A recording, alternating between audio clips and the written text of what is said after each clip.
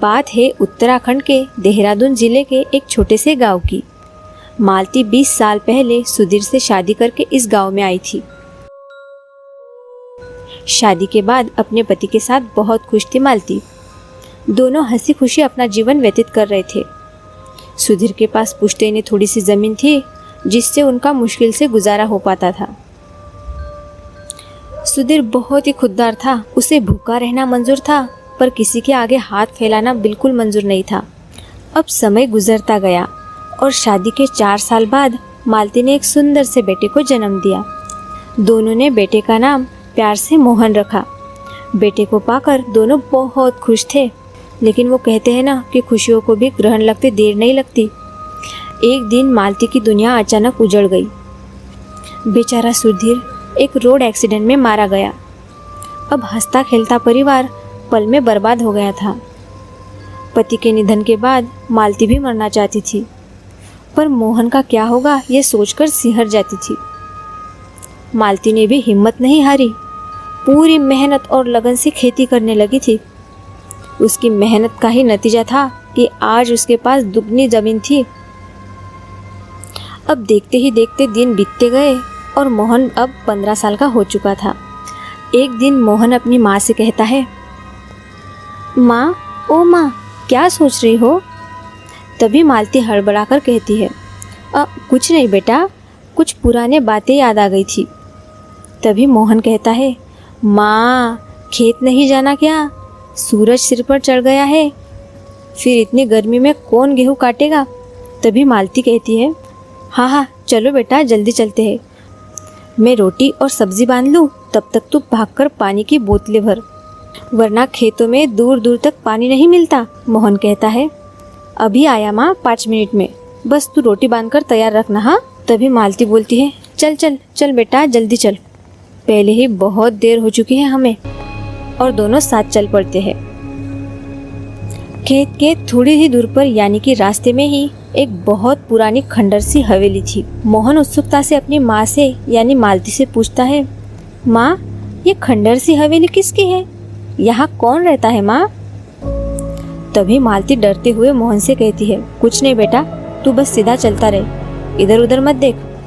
अब मालती के ऐसे बोलने से मोहन की उत्सुकता और भी बढ़ जाती है।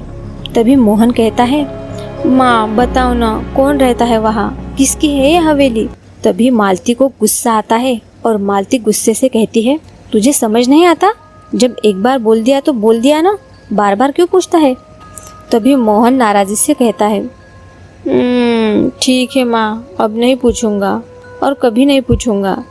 तभी मालती को दया आती है मोहन पर और मालती कहती है, नाराज मत हो बेटा, शाम को तुझे बाजार से जलेबी लाकर दूंगी। और दोनों साथ अपने खेत की तरफ चले जाते हैं। अभी खेत में पहुंचने के बाद मालती मोहन से कहती है, मोहन जा बेटा, ये रोटी और पानी घास पर रख दे और जल्दी से आना, आज बहुत सारा काम है खेत में। तभी मोहन गुस्से से कहता है, आता हूँ अभी। अब खेत के काम करते करते धीरे धीरे गर्मी भी बढ़ने लगती है। तभी मालती मोहन से कहती है, बेटा पानी तो लाना जरा, बहुत प्यास लगी है। मोहन बेचारा चुपचाप पानी लेकर आता है और बोतल माँ के सामने रख के फिर काम में लग जाता है। तभी मालती मोहन की तरफ देखकर बोलती है, अब तूने क्यों मुंह फुला रखा है? क्या हुआ तुझे? बात क्यों नहीं कर रहा मुझसे? फिर भी मोहन की तरफ से कोई जवाब नहीं आता। तभी मालती समझ जाती है और मोहन से कहती है, अच्छा ठीक है बाबा, मैं तुम्हें सब कुछ बता दूंगी। तभी मोहन खुशी से बोलता है, सब कुछ? हाँ हाँ, सब कुछ बता दूंगी, ठीक है, लेकिन अभी नहीं, खाना खाते वक्त। अब दोपहर हो चुकी थी और खाना खाने का वक्त भी हो चुका था।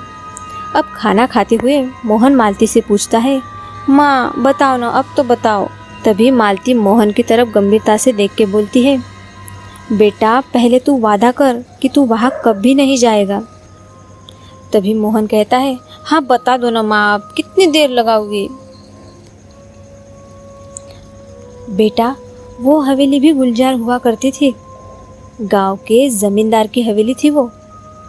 भरा पूरा परिवार था उनका। पर एक दिन जमींदार के 2 बेटों ने गांव की एक लड़की के साथ दुराचार किया और उसका कत्ल करके हवेली के आंगन में बने कुएं में उसे फेंक दिया। तभी मोहन कहता है, फिर क्या हुआ माँ?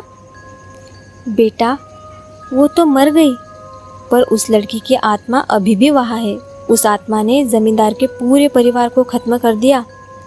केवल बूढ़ा जमींदार ही बचा है, जो यहाँ से दूर शहर में रहता है।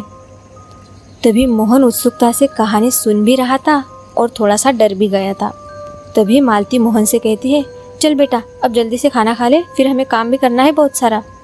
आज खेत में बहुत सारा काम है, चल, बातें बस हो गई। तभी मोहन सोच में पड़ जाता है। ठीक है माँ, चलता हूँ। पूरी सच्चाई जानकर अब मोहन सोच में पड़ गया था। सिर्फ और सिर्फ उसके दिमाग में हवेली वाली ही घटना चल रही थी। अब मालती को काम करते हुए 1 घंटा बीत चुका था। मोहन तभी भी सोच में ही पड़ा था। तभी मालती मोहन से कहती है, बेटा, पानी तो देना ज़रा, बहुत प्यास लगी है, प्यास से मेरा गला सूख रहा है। तभी मोहन एकदम हड़बड़ा कर कहता है, माँ, पानी तो खत्म हो गया है, थोड़ा सा ही बचा था, रोटी खाने के बाद मैंने वो भी पी लिया। तभी मालती बोलती है, अब काम कैसे करेंगे शाम तक बिना पानी के? मुझे चक्कर भी तो आ रहे हैं गर्मी से। तभी मोहन कहता है, माँ, मैं जाकर बोतल भरकर लाऊं गांव से, अपने घर जाऊंगा और बोतल भरकर वापस आ जाऊंगा। तभी मालती कहती है, सुन बेटा, जल्दी आएगा न तू? और हाँ, जाते वक्त हवेली के तरफ मत देखना और उसके आसपास भी मत जाना, हाँ? तभी मोहन कहता है, ठीक है न माँ, अभी आता हूँ पानी लेकर। तभी मोहन पानी लेने चल पड़ता है। किसी सोच में डूबा हुआ, खोया हुआ रहता है। भरी दोपहर थी, चारों ओर सन्नाटा पसरा हुआ, दूर दूर तक कोई इंसान नहीं दिखाई दे रहा था और मोहन बस किसी सोच में डूबा हुआ चला जा रहा था। अब मोहन चलते चलते ठीक उस हवेली के सामने पहुंचता है। अचानक हवेली के सामने से गुजरते वक्त उसके पैर खुद ब खुद रुक जाते हैं, जैसे किसी अनजान शक्ति ने उसके पैरों को जाम कर दिया हो। कोई अदृश्य शक्ति जैसे उसे हवेली की तरफ खींच रही हो। तभी मोहन को मुख्य हवेली के गेट पर एक नलकूप दिखाई देता है। तभी मोहन मन में ही बोलता है, क्यों ना इस नलकूप से ही पानी भर लिया जाए, इतनी दूर गांव में भी नहीं जाना पड़ेगा। थोड़ी सी उत्सुकता और एक अजीब के डर के साथ मोहन आगे बढ़ता है। तभी आसपास उसे किसी के होने का आभास होता है। मोहन डर से चारों ओर देखता है, पर उसे कोई नहीं दिखाई देता। अब हवेली के पास पहुंचकर मोहन बड़े गौर से देखता है हवेली को। वही पुराना सा दरवाज़ा, जर्जर हो चुकी ईंटें, मकड़ी के जालों से अटी पड़ी पूरी हवेली, जिसे देखकर मोहन का मन बेचैन होता है। बहुत बेचैन हो उठता है। वो भी जल्दी से जाना चाहता है वहाँ से। भागकर नलकूप पर जाता है पानी भरने के लिए, पर ये क्या, नलकूप तो खराब है। तभी उस पर पीछे से कोई झपट पड़ता है। मोहन जोर से चिल्लाता है, माँ, माँ, और डर के मारे अपना मुंह नीचे झुकाकर बैठ जाता है। अब कुछ देर ऐसे ही बैठे रहने से जब आवाजें आना बंद हो जाती है तो मोहन देखता है कि वो तो चमगादड़ थे। अब मोहन बहुत डर चुका था और जैसे ही वहां से जाने के लिए कदम आगे बढ़ाता है तो पास के कुएं से एक अजीब सी आवाज आती है, जिस आवाज को सुनकर मोहन की अब रूह कांप उठती है। मोहन उत्सुकता से उस कुएं की तरफ देखता है, जैसे कि वहाँ कोई है। फिर वही आवाज आती है। मोहन उत्सुकता और डर के साथ बावड़ी की तरफ देखता है। धीरे धीरे कदमों से मोहन बावड़ी की तरफ बढ़ता है। फिर से उसे वही भयानक आवाज सुनाई देती है। मोहन की आंखों में आंसू आने लगते हैं। एक बार को मोहन वहाँ से जाने की सोचता है, पर कोई अनजान शक्ति है जो उसे बावड़ी की तरफ खींच रही है। उसके कदम खुद ब खुद बावड़ी की तरफ जाने लगते हैं। अब मोहन नजरें घुमाकर इधर उधर देखना तो चाहता है, पर डर के मारे देख ही नहीं पाता है। मोहन इतना डर चुका था कि वो अपने गर्दन तक में घुमा रहा था। मोहन की आंखों में आंसू लगातार बह रहे थे। तभी उसे एक अजीब सी चीख सुनाई देती है, चले आओ, चले आओ। जैसे ही मोहन बावड़ी में झांकने की कोशिश करता है, अचानक उसे अपनी माँ की आवाज सुनाई देती है, मोहन बावड़ी में मत झांकना बेटा, बावड़ी में मत झांकना बेटा। पर तब तक बहुत देर हो चुकी थी। बावड़ी का वो काला भयानक साया मोहन को अपनी आगोश में कर चुका था। बावड़ी में झांकने के साथ ही उसके प्राण पखेरु उड़ चुके थे। सब कुछ शांत हो गया था।